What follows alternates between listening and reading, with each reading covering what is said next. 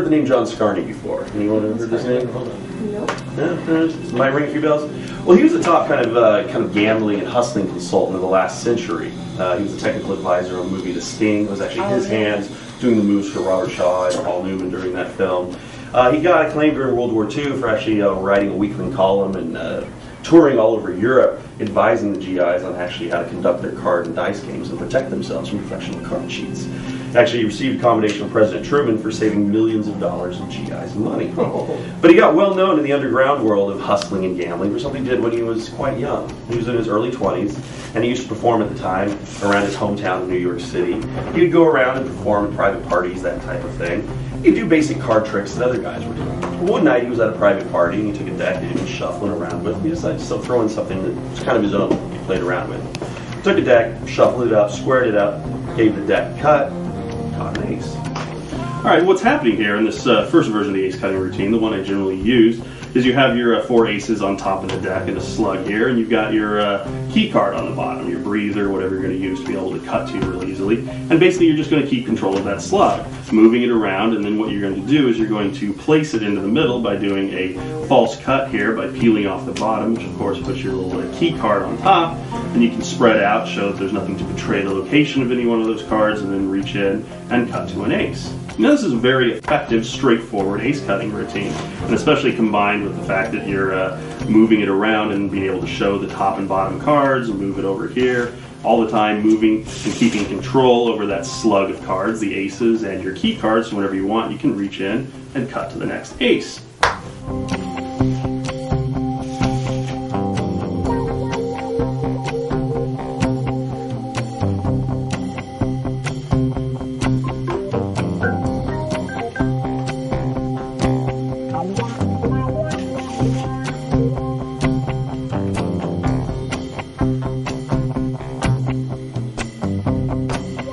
And when I ever perform this, I always give the story of John Scarney. I usually tie it in to give it some kind of emotional hook. As the professor always said, you wanted to give a story or some reason for the audience to care about it. And the Scarney ace cutting story goes, way back to when he first wrote about it in the books and gained notoriety on it. Bill Malone did a lovely version of this trick on TV.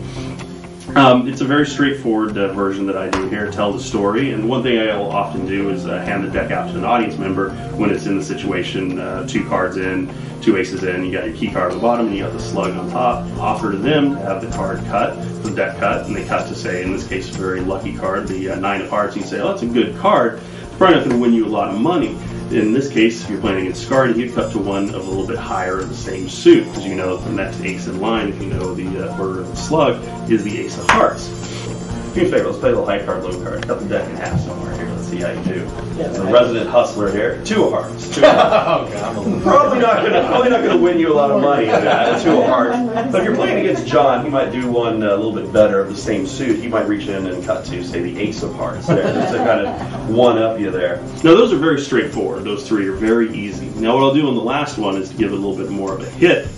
What I'll do is I'm going to move the key card up to the top. You just do a double undercut, however you want to do that. Bring that key card to the top. So now your key card is right on top of that final ace.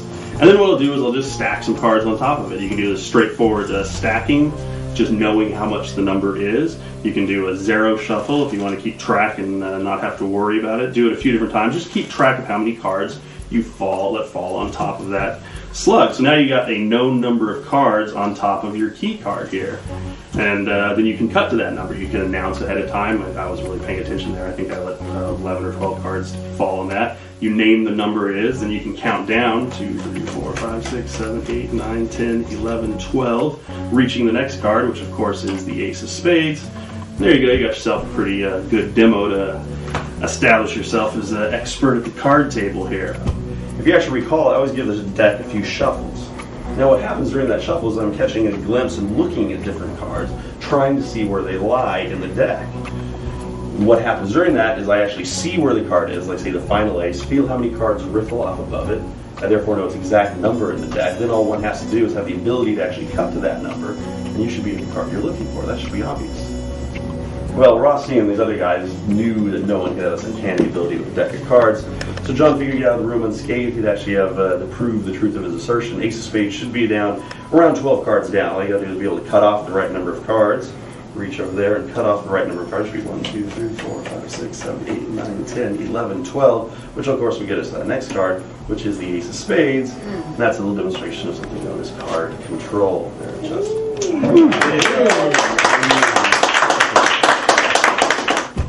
Now, oftentimes what I'll do right after this effect, especially if it's an impromptu situation, is you now end up with that key card right on top of the deck. And you can say, look, this doesn't have to work just with the aces. There's nothing special about that. What I'll do then is actually spread over and invite one of the spectators to actually indicate a card. And what I do in this situation is I'm going to take and I'm going to position that key card right above their indicated card. And the way I do that is actually kind of like a bottom deal. I'll actually squeeze the card out and then move it out and then let it ride, and you basically just cull it along underneath while you have somebody point out a card, name a card. You don't even have to move it. Say they say the name is 6 of hearts.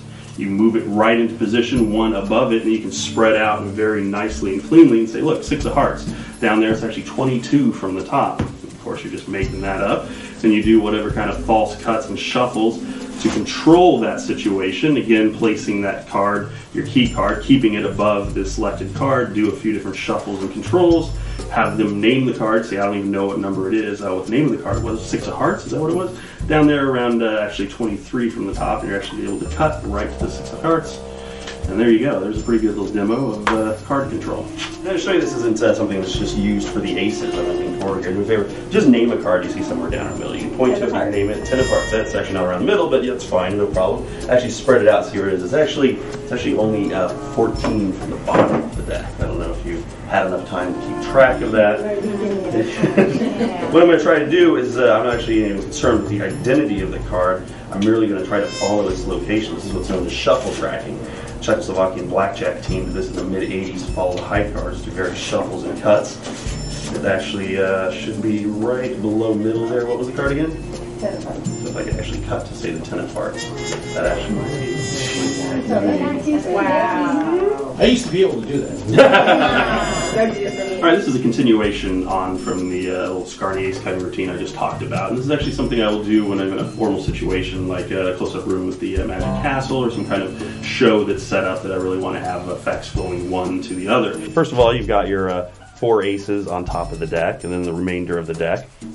And you'll see down here at the end, in this case the 6 of spades is my key card, my cut card. But right here, you got the lovely McDonald's Aces gaffs. Those of you who aren't aware of it, I just destroyed the entire effect for you right there.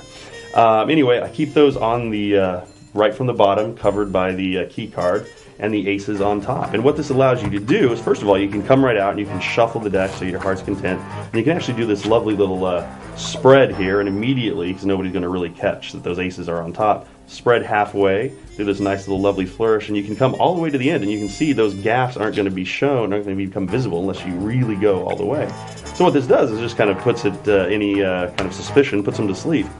Now generally I will go right into the Scarny ace cutting routine, which is done exactly the same way. Same thing, pulling off chunks from the bottom there, a false cut, and cut to it. And all you have to be aware of is when doing that is you just don't want to flash those gaps by taking too small of a packet there. And it really has never been a problem for me. Same thing, you just pull off a chunk there, which includes the gaffs and the key card going right on top of the aces. And you go through exactly the same way, cutting till you get through all of those aces. Do the same thing. I will bring that key card up to the top and then count down, do the count exactly the same way. So then we end up with the 4 aces out there. And the gaff is out there with the cards that have been counted down.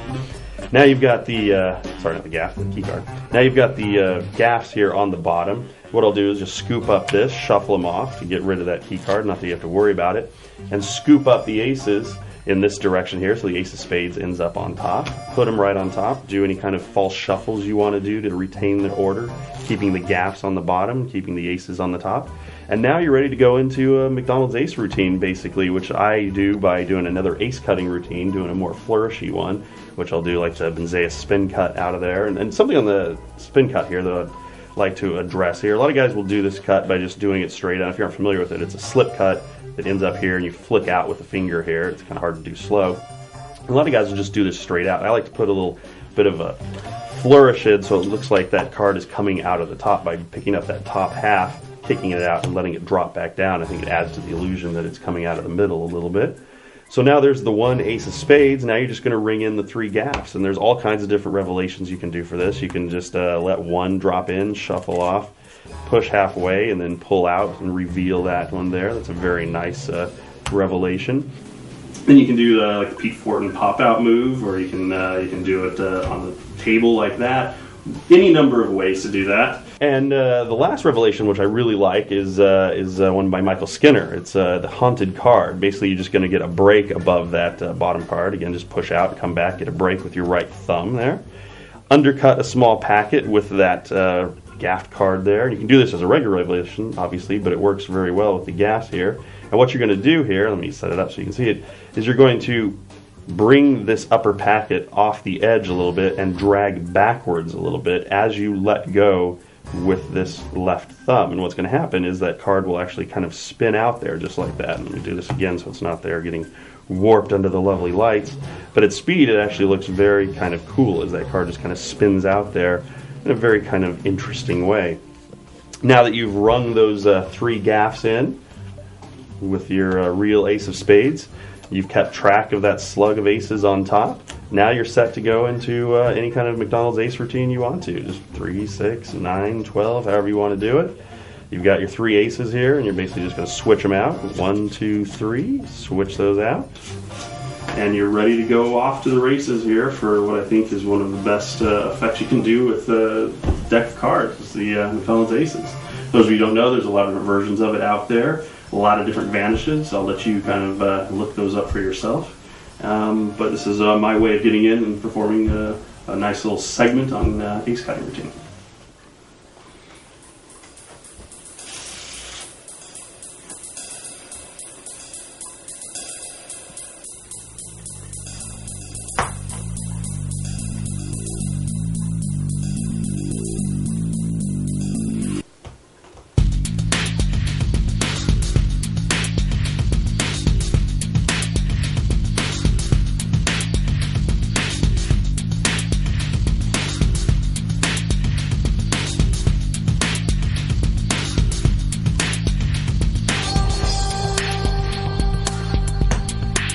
All right, here's another ace cutting routine. This is actually a nice one that I'll throw in sometimes depending on the formality of the show. It's actually Marlowe's estimation aces, and it's a nice one to kind of show some of the guys if they aren't aware of it.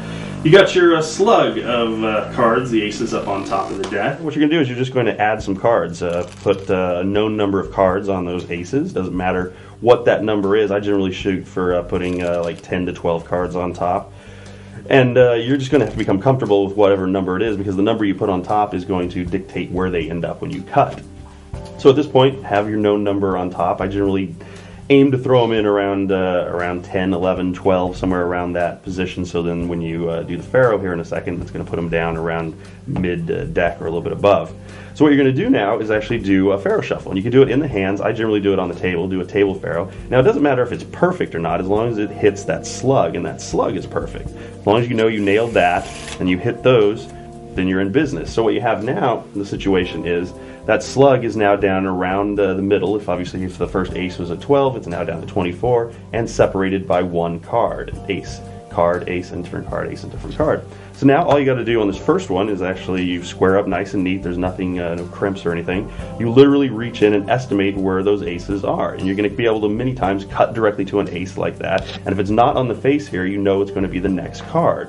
So if I were to reach in and cut, and I saw that there wasn't one there, I would know that it's the next card right there. And if you actually know the order of the aces, then you know that the ace of diamonds was the top card, that there aren't any other aces up here. So what you're going to do in the situation is, once you cut to one, put it out there, and you can show that if you cut 1 card earlier or 1 card later, you would have been off. And what you're going to do is actually displace that 1 card out of the way. Now, in this case, you don't really need to do it because it was the ace of diamonds, which was the first ace. What you do is you put this back and put the card that you displaced right back on top.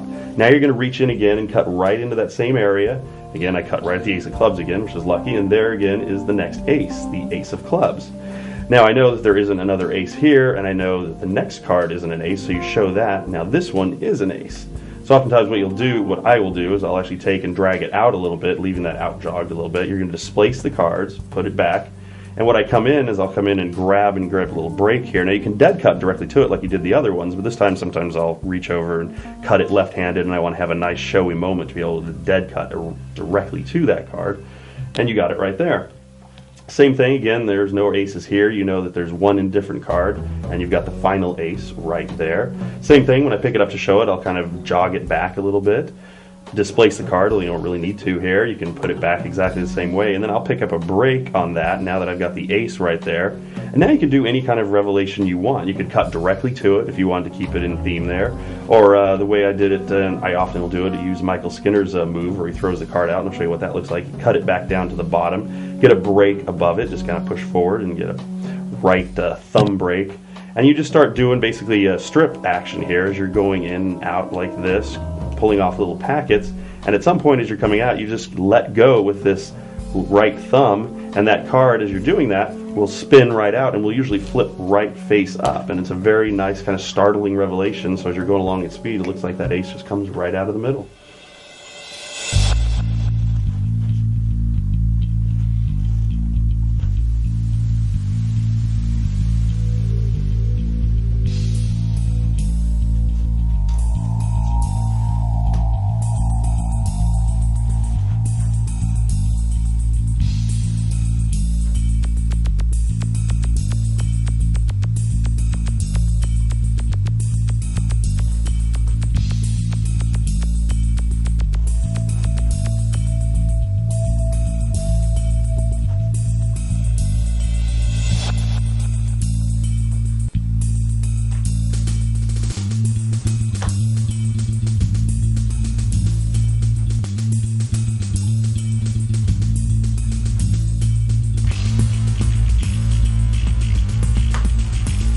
All right, here's a clever ace cutting routine. I call this Sal's Aces. It was invented and shown to me by Steve Forty. And this is a good one to show the guys, other magicians, so on and so forth, anyone that has any kind of knowledge about ace cutting or card control, so on and so forth.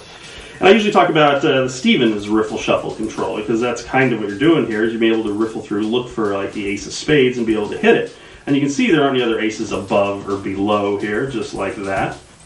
And as I shuffle through, I can hopefully find another one. Again, the aces aren't being kept on top. They're actually legitimately down in the deck. See if I can knock this next one off here. I think I got the ace of hearts here, just about like that. And again, no aces anywhere above it or below it or on top or on bottom, etc. Now this is going forth until you can hit all four aces. And I'll show you what's actually going on here. And this actually wasn't invented by Steve. It's actually a very clever idea. And it's not really doing Stevens shuffle here, but it's actually doing a variation on it, being able to cut to each individual ace here and show that there aren't any aces above or below. And as you go on, you show that there aren't any on top either. Now what's happening here is you actually do have a slug that you're controlling. Get the next one out here. And you start with the aces on top of the deck, as you generally do in all of these lovely effects. Got the aces on top. And you immediately cut over to the right and add one card. So the first thing you see is that top card being buried. So that's a nice little off-putting device right there. Now here comes the difficult part. You're going to have to be able to stack cards a little bit, but it's not that difficult, and I'll show you what I mean. Basically, you're just going to hold back four cards. Cut over to the right, and you're going to hold back the top four cards over here and let the rest fall. So what that looks like is you shuffle down until you get to four cards on the right thumb, let a big chunk of everything else fall from the left, and let those four cards fall on top. Now you end up in this situation here where you've got a nice little break here on the right hand side between the bottom fifth card, which is actually the first ace, and the rest of the cards. So as I actually push in, you're going to do sort of like a Stevens control, which is push with the outer finger here. You're going to angle jog that packet a little bit, and what you'll see, I'll move this little chunk of those top four cards here. You'll see that little sticking out section here. That's actually the fifth card down, which is the ace of spades, sticking out right there. So what you're going to do is you're actually going to come and use that thumb to take over that break as you square up. This would be on top here. Let that coalesce here. Take over the break with your left thumb, and I immediately cut forward to reveal that first ace. And here's the beauty of this, is you can immediately flip over this packet here, because on the top here you've got an indifferent card followed by those three aces. But if you flip this pack over and spread back, you can show that there aren't any other aces around it, right above or below it. And And same thing, there's nothing around on the downside of it either. So this is really, really off-putting and confusing to anyone that knows anything about estimation aces or something like that. Now what you do is you repeat that exact sequence 3 more times. You cut over, shuffle down, add 1 card to the top, keeping that slug together. You do the same thing. Cut over to the right. Now you're going to hold back 4, drop the slug, do exactly the same thing. Hold that little, cut that little break there where that card is. Come move forward as you square up. Show the next ace. And now you're in this lovely position once more. Show there are no cards here. And now since you're adding cards on the top, you can show, look, we're not keeping the aces on top. You got 2 cards there. You add 1 more card. Just like that. Do the same exact thing. I'll do it at like half speed here. Hold back 4. Put it on here just like that. Push. Cut right here at that little move. You see, there's the next one. Same thing, you can spread here, no aces here, no aces anywhere around here. And this is a tremendous effect, especially, like I said, for anyone who knows anything about cards. Great one to fool guys late night at the club. Same thing, hold back, push right here as you cut. There's the final ace. And that'll pretty much fry anybody.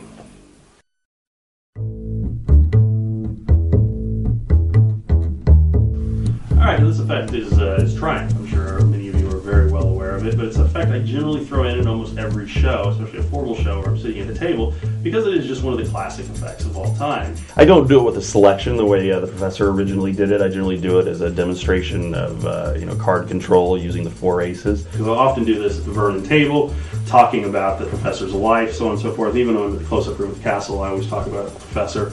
And then go into the story, giving it some emotional impact. So I'll talk about a few different shuffles, ways of doing it. I'm sure you're very familiar with a lot of different versions of Triumph. I'll just run through a few different techniques here. Say you're doing, like I said, I always use like 4 aces or a named 4 of a kind, something like that. Keep control over it, however you want to do it. Keep those little puppies on top of the deck. Now, a lot of times, depending on the show and the situation, I'll use different shuffles. A very good one is just a straight up 0 shuffle under those 4 aces. You can spread out just like this.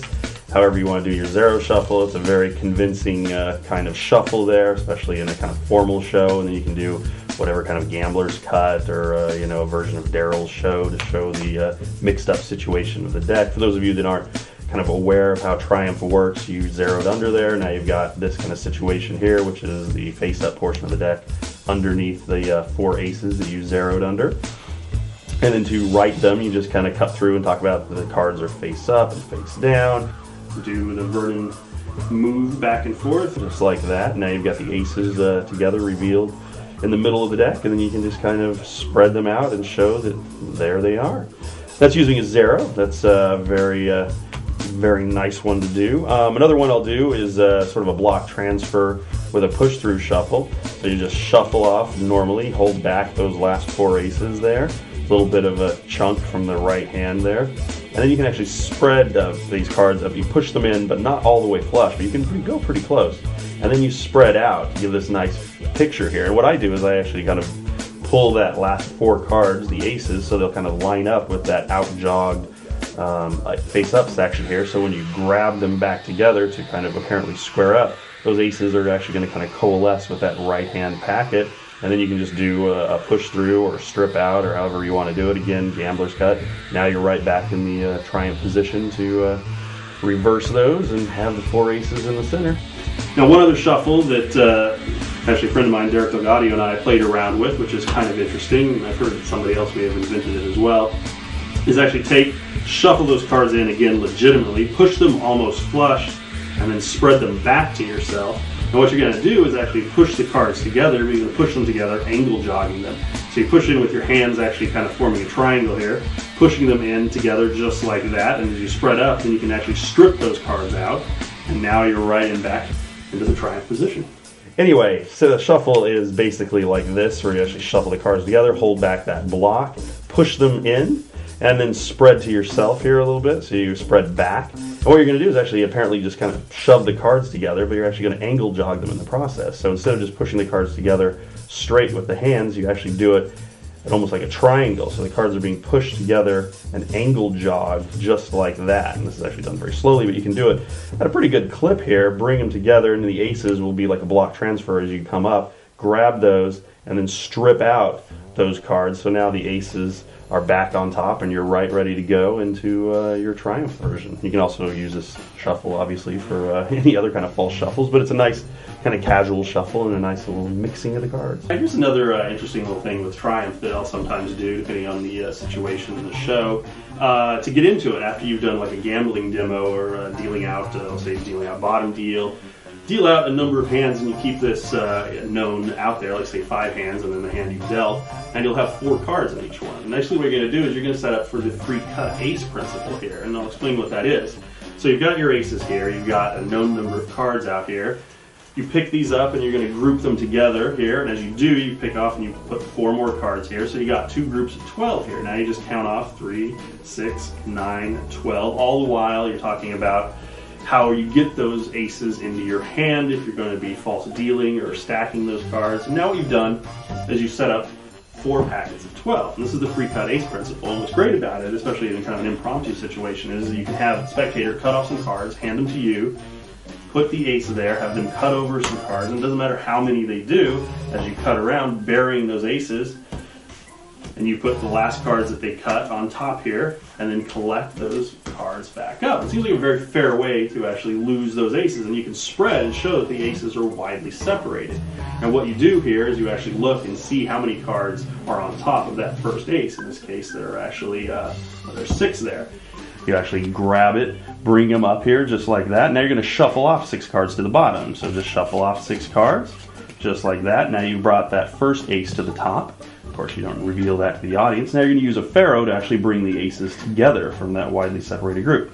You're going to go down the thumbs, spread until you see that last ace, that ace go by here in the middle. It's actually down at 26, so if you cut right there, so you know that that bottom card of the 26th pile is right there. It's going to be the ace. Actually going to cut that out. Now you just do it in the pharaoh. You can do a table pharaoh, you can do it in the hands, depends on how you want to do it. Just like this. And that's going to bring those 2 aces together, and it's actually going to bring together the other 2 aces dead center of the deck. So if you riffle down here just like that, when you go to look, you'll see there's 1 ace, there's the next one. You're going to cut right there, cut right at that section where the 2 aces are. Now you're just going to go into a table riffle shuffle. And all the while you're talking about card control and how you bring cards together. Now you just do a quick kind of, not even really stacking, just hold back 2 cards from either side, it doesn't matter, as long as you bring those 4 cards together. Now you have the 4 aces on top of the deck, and you can go into any kind of ace cutting routine, or I usually go into Triumph after this, shuffling the cards face up into face down. Anyway, this is just a really nice way of supposedly losing the cards, having the audience lose the aces into the deck, and then shuffle them a few times and get them back under your control. Something I really like.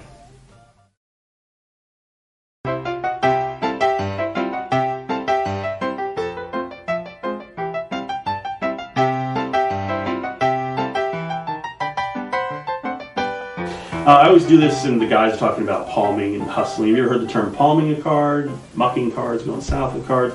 What basically means for a gambler or hustler to hold out cards and then to kind of switch them in during play, so on and so forth, to improve their hands. And now magicians will do this technique. You'll see these guys on stage, they'll show both sides of their hand empty and produce cards out of thin air and throw them into the top hat. I don't think you're really destroying anyone's illusions. Those cards aren't coming out of thin air. They're coming out of a maneuver known as the back palm. It's a way of hiding cards in your hand. It's still showing the hand relatively empty. Well, it's usually done on stage at a distance of 10 to 15 feet under optimal lighting and angle conditions. Well, a man by the name of Larry Jennings was the first one to do this in a close-up environment. So what I'll do is I'll show you his solution of doing this and kind of show you what this would look like. Now, if this was done at the gambling table, like the ace of spades would be the whole card. And Hustler would do this too, like I said, to cheat at the card table. Now, there are a lot of different ways to palm cards. You can palm cards in what's known as a regular palm, a gambler's palm. You can cop cards out, longitudinal palm. There's a lot of different ways to do this. Now, if you're going to do this for show, you would take and actually kind of show and get that card and be able to roll it around there just like that. And you can see that the card actually looks pretty good. You can actually move it over to your partner's hand. He would office me what card he needed. He needed like a heart to finish out a flush, or in this case, like the other ace over here, just like that, to improve your hand, give it a 2 of a kind. Now, if you're working single O, you could actually do something a little bit differently. You'd have to go out with the card and say hold a drink or something, or do something to mask the fact that you're holding a card in your hand. Now, it looks pretty good. You really can't see it there again till you lay it down there then with the other card. Now, of course, we move one card over from each hand. We've got the last one to go. Now we've got the two red aces, diamonds and hearts over here with the ace of spades. Now if you were working single by yourself, you could keep that ace up on top of the deck, shuffle it around, then you could go out with it as you set the deck down to be shuffled and cut by one of the other players. You could go out with the ace like that. Or you could actually take the ace off the tabletop, the ace of, or the ace of clubs. You can actually take the ace of clubs actually off the tabletop here, get it to adhere to the hand. Again, it's almost impossible to see. You really can't see it until you lay it down there with the other card. And then for you skeptics out there, you can actually take and squeeze it out of the hand. And that, of course, is what's known as palming cards. All right, this is Larry Jennings' Open Travelers, Invisible Palm Aces. However you know this, it's a very popular, well-known effect, and it's one of the greatest effects you can do with a deck of cards. So that's why I almost always do it in any kind of show, formal or otherwise. And it fits in very nicely into the whole kind of gambling demo, and it fits in with that theme very well because you're talking about palming and how that's used. I'll kind of walk you through the routine here if you're not used to it. I actually basically do pretty much straightforward Larry Jennings version, the way he showed it to me. So I don't know if exactly the way it's written up in the various different versions he had. But I'll show you some of the tips and techniques that he kind of came up with and kind of the way I do it. There are a few different ways of getting into it. The most straightforward and direct way, you just need one card added into those aces. So oftentimes in the kind of casual situation, just pick up that, get a break under a face card there, and you can just grab that card, wrist turn to break it, and now you've added that card onto there. And you can do that on the offbeat, whatever, and you're set up and ready to go. A couple other ways you can do it after you're doing like a gambling scene. I'll do that a lot of times, deal out a number of different cards, and you're picking up the cards after you've dealt that and you've shown your hand the aces here.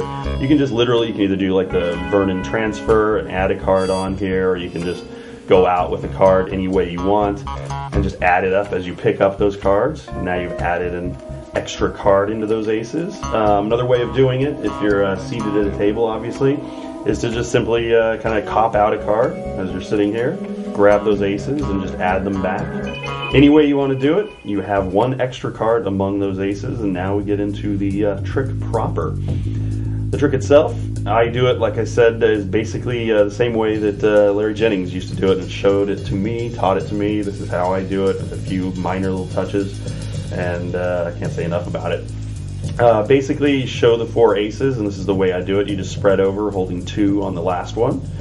And as you're talking about it, talking about the history of palming, you're just letting each one of these drop. And this last one is just a double, so Larry used to do the bounce double. I just kind of drop it over and let it fall down just like that. Depending on the card situations, you can do any kind of doubles you want to do. Now what I basically do is just spread off 3 cards, which is the indifferent card and the 2 aces. And you spread off, and now you've got the 2 cards, 2 aces being held over here as one. So done at speed, it's pushed over. Throw those down. Show this card as your whole card, or the one leader card, depending on the plot you're going to do, and then you just press it down. There are a lot of different ways to table a doubled card. You can spring it out. You can do Paul Wilson's kind of lay down like that. You can use the nail as you go across there. You can find lots of different ways to do it. Anyway, you lay down 2 cards as one. Now you've got the indifferent card and 2 aces. And oftentimes I will spread, as I'm talking about this, my whole ploy is talking about going out, obviously going south with cards, mucking it. So I want to put into their mind what this looks like. So often I will take and bring out a double here and actually go into like the tint vanish and legitimately take that card. And I'll take it and quickly show that card for just a moment, and nobody really notices what that ace is. They just see an ace palm there, come back, talk about it, and talk about different styles of palming, longitudinal palm, copying. Now you're going to do the actual tint vanish. You take the indifferent card, you don't show it to them obviously. You take and you put it into this position, because basically what you're going to do for the vanish is when you apparently palm the card, you just let it drop right down and coalesce with those cards in your palm. But before that happens, you come over with the right hand and you give a nice little view there. There's a little subtlety there of seeing that card in there. And you want that hand to kind of mimic a palm here, so you can have the gambler's hook thumb out there or bring it up, however you want to do it. And oftentimes I'll actually just bring that finger in because it just kind of makes it look like that you're trying to do something. Let that card drop. Have this card apparently palmed. Of course, there's nothing there. Then you go into whatever kind of show you want to apparently roll that card over each side. And it's amazing that I generally have this little first index finger bent, or at this kind of angle here, and people will come up to me later and say, you know, it looked really good. The only tell I could see was that finger was bent a little bit, but other than that, it looked really good. So people really do buy that you're palming cards like this. It's amazing, and you gotta love magic. Anyway, when I come to lay down, usually I don't show my hand completely empty. I try to get the illusion that I'm rolling it over, and then I come and lay it down. Now the lay down, you can do it a couple of different ways, but the important part is the actual moment. A nice little subtlety is actually kind of squeezing the hand together a little bit.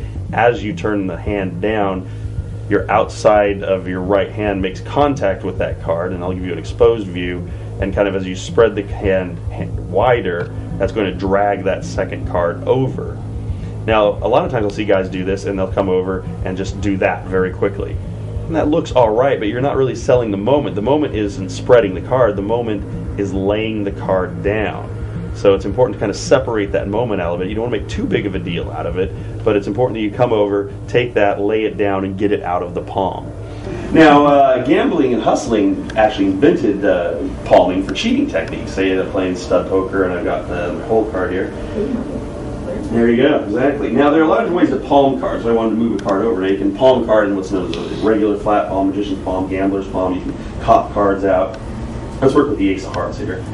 Now, what I'm actually going to do is actually take and apparently show both sides of my hand empty and still retain that card in my hand. Now, if I was playing poker with a friend, I would move that card over and improve my hand. And I'd move it from one card to the other.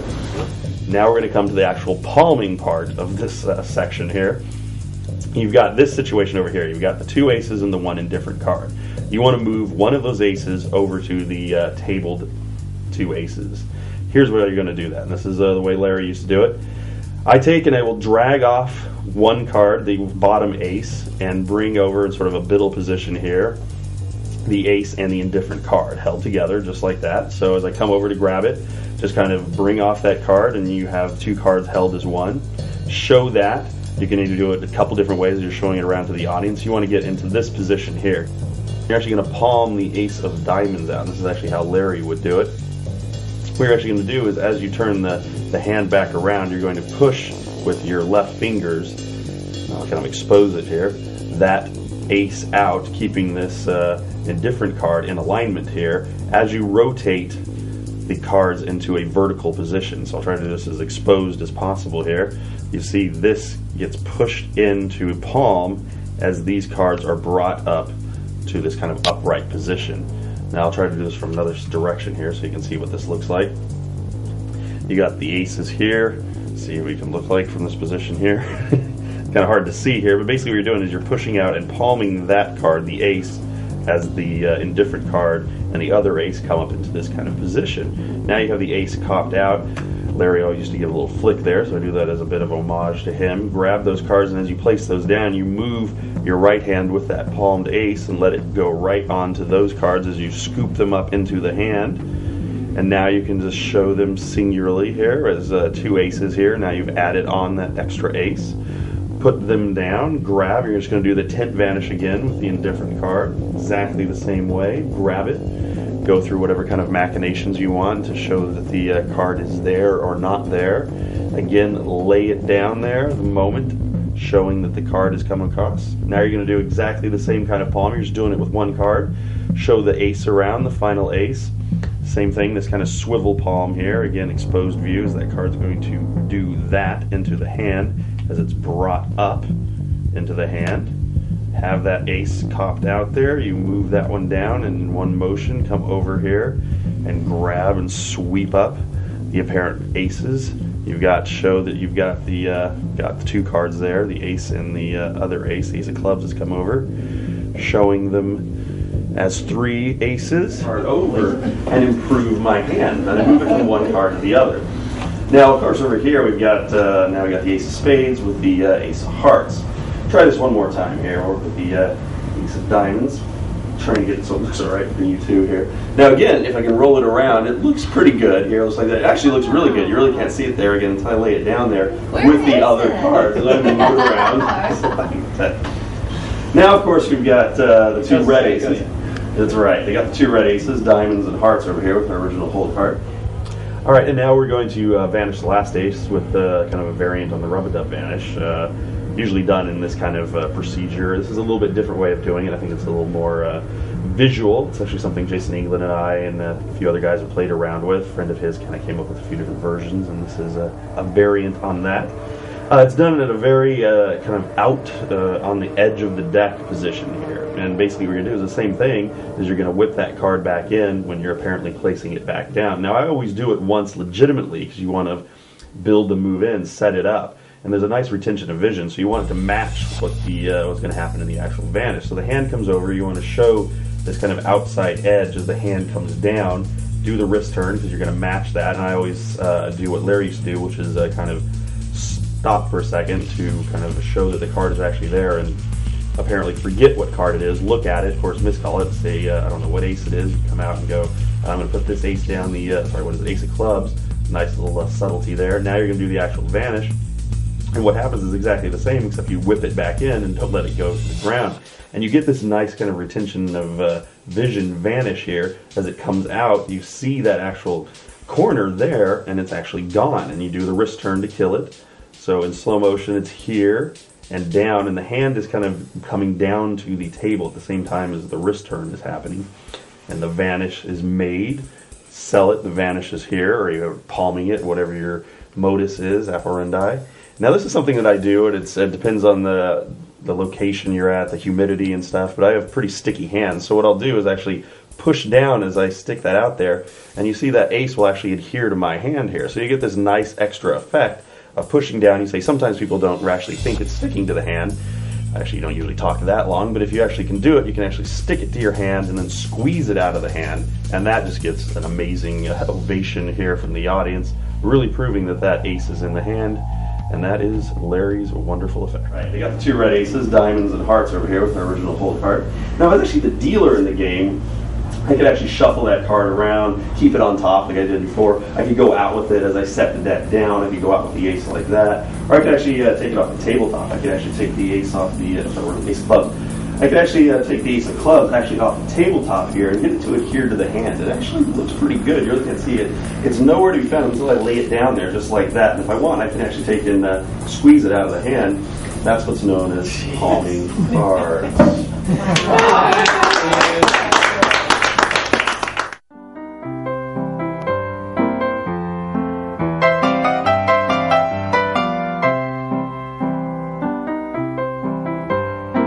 Now the game itself is exceedingly simple. The object is to not bet or follow any one of the black cards.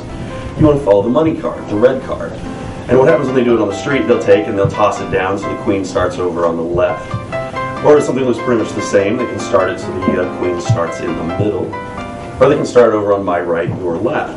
Of course, when they're doing this for money on the street, they're not going to make it that simple. They're going to do it a little bit more difficult. What that means is once they toss the cards down and establish queen, black, and black, then they'll start moving them around. And this is where confusion sets in. You have to try to follow. It looks like the queen ended up over there. It actually ended up over there. If you bet on the black, you lose. If you bet on the red, you're doubling your money. Now, on the street, they'll actually move it a little bit differently, make it harder to follow. They'll take and toss it down and show you a black card and a black card. Then they'll move the cards over each other. Now, it looks like the queen ended up here this time, right? Okay, maybe I'll explain the game to you. This is what you want to follow. You don't want to follow either one of these. Perhaps that was a bit unclear. You didn't know what to follow. We'll try it again.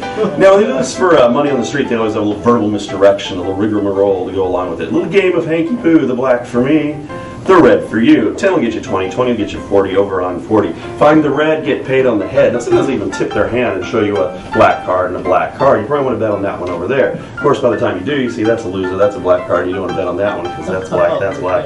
Perhaps I'm going a bit fast. Maybe we should slow it down. Here. Now what happens on the street is actually much faster than I'm doing it here, and it's almost impossible to follow. It's really more mass confusion than it is kind of sleight of hand. They'll take and they'll cross their arms like that. Looks like the queen ended up over there, it actually ended up over there. Sometimes they'll do what's known as the hype or the double arm cross, just like that. And that would convince you that the queen ended up over here, it actually ended up over here. Again, you don't want to bet on either one of the black cards, you want to follow the money card, the queen. Now they can do it very slowly and it's still almost impossible to feel. It looks like the queen ended up here, right? No, not one. Over here? Oh, did I bend that when I dropped it? You did. You probably don't want to bet on that. You did a lot of trouble. Never, ever bet on another man's game. All right, now one of my favorite things to do at almost any performance, I'll usually throw this in, even if it's very informal, just sitting at Vernon's couch, or a major show at the close-up room at the castle, 3-card Monte is one of the best things you can do for an audience. It just really is. And I know some kind of card guys sometimes shy away from it because, hey, it's not knuckle-breaking work, but it is a great routine and it really fits in with any kind of gambling set. First of all, I generally use either an all-back card when I'm doing a 3-card Monte. You can use B-back, whatever. I like to use Steamboat sometimes just because they're kind of a different-looking card, and giving the historical kind of background on it, being starting on the riverboats, kind of fits in nicely.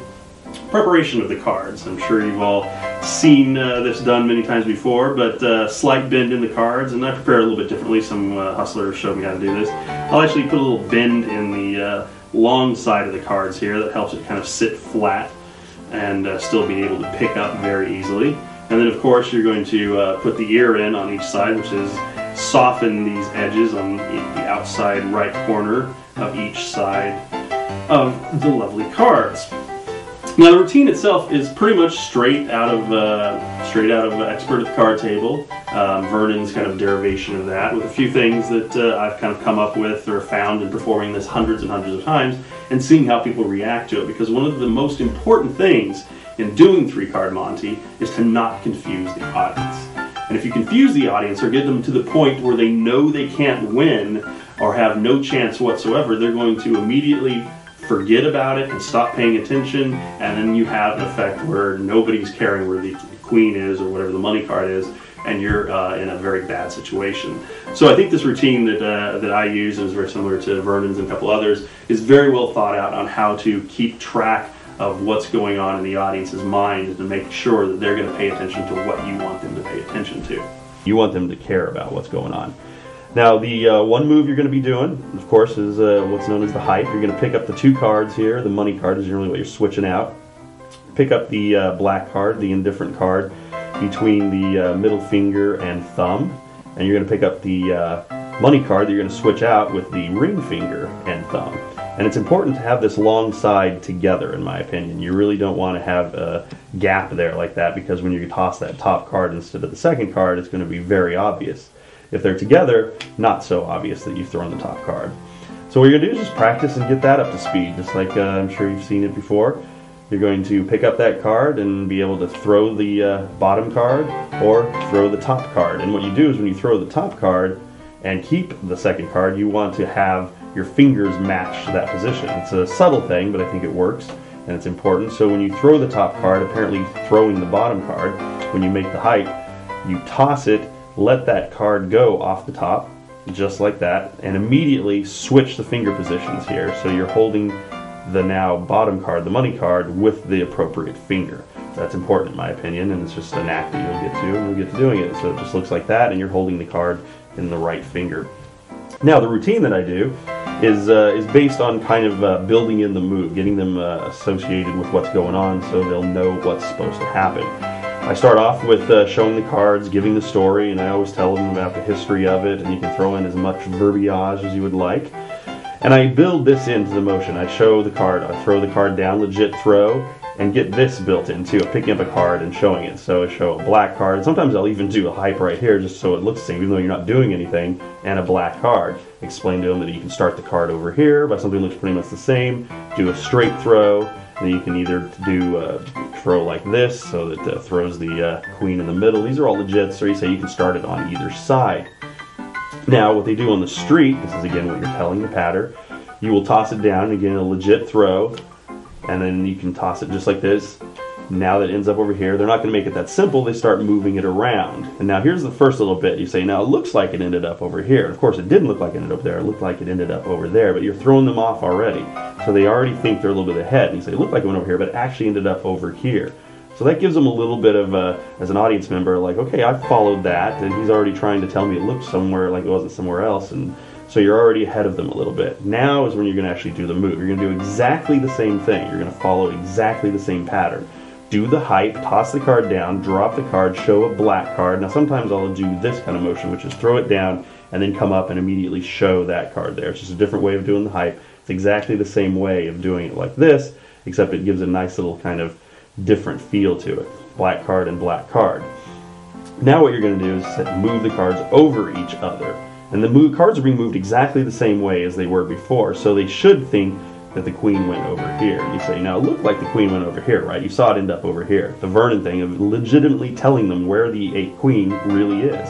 And they'll immediately say, no, it ended up over here. And you just tell them, no, look, it ended up over here. Like I told you, you don't want to follow either one of these. And this is a nice little subtle bit, because you never want to put them in a position really of in a challenge position, especially in a show, because people are not going to want to look foolish. They're going to want to try to find it, so they're either going to say what they don't believe or they're not going to play along. So after you do this move, you throw down hype and show black card and a black card. You move the cards around. It looks like the queen went over here. They'll say, no, it ended up over here. No, look, I'm to explain to you. The queen did end up over here, trying to help you.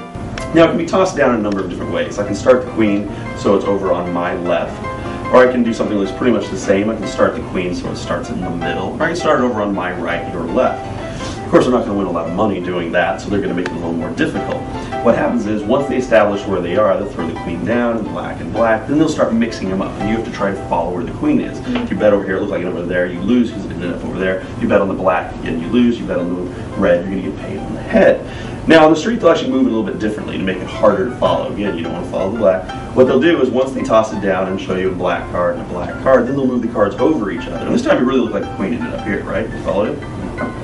Okay, I want to explain the game. This is the one you want to follow. You don't want to follow either one of these. Perhaps I was a little unclear of what the object was. Now comes the next little segment here, which is take it, do the hype as you throw down. You're going to throw the card, the queen apparently in the middle, hype. The black card went down, the queen's over here. Drop the queen over on the side. So at speed, it looks like this. Throw the queen. Now you actually move the cards over just like this. So you end up with the queen over in this position. Apparently it's here. And you're going to say sometimes they'll even they'll tip their hand and give you a hint. They'll show you a black card. You pick up the queen, show the black, toss it down, black card, just like that. Now probably people would want to bet on this one here. And of course when they do, now you come over, the queen is actually here. Pick it up, show it. I'll usually do this, throw it to the audience that way. That one's a loser. Come back over, pick up this one. I'll usually do the hype here just to kind of throw people off. And say, look, it's not here, it's not here, it's over here. Object was. We'll try it again. Yeah, try it again. Yeah. They always have a little verbal misdirection, a little rigmarole to go along with this. A little game of hanky-poo, the black for me, the red for you. 10 will get you 20, 20 will get you 40 over on 40. Find the red, get paid on the head. Now sometimes, yeah, they'll even tip their hand and let you bet on that card. If they show you black and black, you want to bet on that one there. Of course, by the time you get your money down, you see that's a loser. You don't want to bet on that card, and that's a loser, that's a black, perhaps I'm going to get. Now this is where confusion sets in. So from this point on, you're really not going to be able to get them anymore. So I generally go into the next phase. Now, if I'm doing this in an informal setting, this is where I'm going to put the ear on. Here's what I'll do. If I'm doing it like at the Vernon couch or someplace where I've just been asked to do something, I'll do it like this. After I toss the cards down and do the move and show tip their hand, black card, you probably want to bet on that one there. Of course, if you do, you lose because that's a black card, and that's a black card, and that's a loser, I'm back over here. What I'll do is I'll actually let it fall off the edge of the table, or let it fall onto the floor, and as I pick it up, I will put the ear on the card like that, because that's a nice casual way of doing it. Now, in a formal show, I wouldn't do that, but in a very casual setting, it works really well, because people think it did that when it fell onto the floor. Now, in a show, you can do it a number of different ways. Probably the best way is the Vernon way of doing it, which is actually just hitting the corner here like that. And if it's a soft card, you can do it. Or you can actually use your finger to bend it first as you do that. I don't think you need to do that much. Put the ear on. Now, what you're going to have to do is gauge your audience. If it's a very, smart, fast audience that's paying attention, then maybe you don't want to put that ear on quite so strong. You want to put it on kind of subtly. And then you go into the moves. And here what you're going to do is you just really kind of go at speed if you were doing it on that. And you want to confuse them, but you want to set it up and say, look, it looked like the queen went there, it looked like it went there, it actually ended up over here. And you want to do a number of different moves. You can actually throw in a false hype there or something, whatever you want to do. Basically, you're trying to confuse them, but to show them that, look, it looked like it ended up over here, it looked like it ended up over here, it actually ended up over here. I generally repeat this twice at least for them to start to notice that that queen is bent. Now, oftentimes you'll get some helpful members of the audience that'll say the queen's bent, like Vernon used to talk about. You can figure out how to deal with those, and if they are, that they're following it and think they're in on something, then you can skip right ahead to the next part here, which is the switch out. Switch out exactly like Vernon used to do it. You're going to use your right little finger, and you've got your ring finger curled on top, and you just basically pull that soft corner up. as you go to show it. So you show, look, there's you don't want to bet on this one, you don't want to bet on this one, and you do it as the hand is curved over like that, as it's turned face down. And you can find your own moments to do this. So basically you put the ear in, have the hand over it, show that queen, show it a couple of times, come over, immediately toss, and now you're going to straighten that out just with the ring finger is what I do it, and immediately come down. And you don't want to make this one very confusing. You want to do it pretty straightforward. And you'll say, you know, now it really looked like the queen ended up here. And this is when you know you've got them. And this is what, performing it, you'll get that knowledge and feeling when you know you have them. And as soon as you say it again, you're literally every time pointing out and telling them where the queen is. This is the beautiful moment when they immediately show, no, no, no, it's over here. And boom, you get the moment, oh, you probably don't want to bet on that one. Never ever bet on another man's game. Loser, you don't want to bet on that card. And that's a loser, that's a black, that's a black. Press one's going a bit fast, maybe I should slow it down. Drop that. Now what happens on the street is they actually go much faster than I'm doing it here, and you really have no chance whatsoever. They don't use so much subtlety or sleight of hand as it is confusion. They'll take and they'll move the cards around. Sometimes they'll cross their arms. It looks like the queen ended up over here. It actually ended up over there. Again, it's almost impossible to follow. I'll do it one more time as you take and toss it around and move it around. Oh, you they're all, oh, you do it in the big corner. Oh, I did that when I dropped it. Yeah, you probably don't want to bet on that. You get a lot of trouble if you do. Never, ever. Another man. Here's a little more in-depth view of the kind of key move, the 3-card Monty, the hype. You've got your money card here, whichever one you're going to want to switch out, and you've got the card that you're going to switch it out for in the move. So the way you pick it up, the way you hold it, first of all, is the first card, which is going to be the top card, is held between the ring finger and thumb, like so. Get it into this position, and now you're going to pick up the money card here, like this, and you're going to hold it. I'll move that card out of the way. It's being held by the ring finger and thumb. Now together, you pick up the top card, middle finger and thumb, come over and pick up, you can see there it is, it's kind of an exposed view, ring finger and thumb with the second card. Now it's very important, in my opinion, to have this edge seamless. You don't want to have any kind of break here, because that is going to really kind of show off when that top card throws. It's much different to see that top card go off like that as opposed to when they're together and see that top card go. So what you do is you pick up, have those edges together, and the hype is done as you turn the wrist. And it can be done if you're coming from up above, showing it directly. If you have a large audience, you can throw straight down. I do that often. But the basic one is just on the wrist move here. So you're going to practice, first of all, the straight hype on the square, which is tossing the bottom card, the queen in this particular instance, it could be an ace, whatever you're using. You're going to toss it down just like that. And I continue the wrist move as I go because I want it to look like the fake move. And you want to have it sound like the fake move too, so the top card kind of brushes off the back a little bit as it's going down. Now you can do this very, very slowly too. You can do it slowly. It's just whatever your style is. If you're trying to do it kind of as a street hustler, you might want to do it harder. That's completely up to you. But the important part is that you let go as the cards are turned down. And the force of the wrist turn is what causes that bottom card to come out. You just release with the ring finger and you hold on to the top card. Now the hype, the false move, is done exactly the same way, except you're releasing with the middle finger instead of the ring finger. And you just let that top card go. And done very slowly, it looks like that. And immediately, as soon as this is done, you're going to have that middle finger take over from the ring finger so that your hand position will be where it should be if that bottom card had gone down and not the top. So I'll do it one more time here. If you pick up, keep that edge together, show the card to the audience or wherever, and you're going to toss down, and here's the hype done very slowly, just like that. And you get this nice illusion. It can be done extremely slowly. I've seen like Richard Turner do this very slowly and very pretty. It's done at whatever way you want to do it that you feel comfortable with. It's just the important aspects are tossing that top card down and taking over the right finger position so you end up in that position. And that's your basic hype move there. And the other important false move in this is actually switching out the ear. First of all, putting on the ear. If you put it on, you can do it like I said, like Vernon used to do here, just like that. The move is actually going to be done with the ring finger and pinky. If you want to put it on, you just pull up, just like that. The ring finger is kind of pushing down a little bit. and that puts it on there if you need to do that, if you want to put it on in another way. Now when you're switching it out, you're going to do exactly the same way with the X card, whatever it is, the black card or the Joker. So at some point, when you figure out in your routine, Vernon used to do it when you say, look, you don't want to bet on this one here, you just get the hands into the right position to put that ear on, turn this hand down, and you're going to show the other card, and now you just put the ear on. And you can do this at any point that works in your routine. You just do it when they aren't looking, just like Melini used to say. So now you have the ear there, the fingers are covering it, and now you're just going to do the height move to switch it out. You'll show that queen there with the bent corner, take, toss it, toss the top card, and immediately use that ring finger to press down, or you can use the little finger, whichever works for you. Push that bend down, and then finish out the toss, and now you've ended up switching the bent corner card there, and now you're back into the routine, and hopefully you'll fool the heck out of them.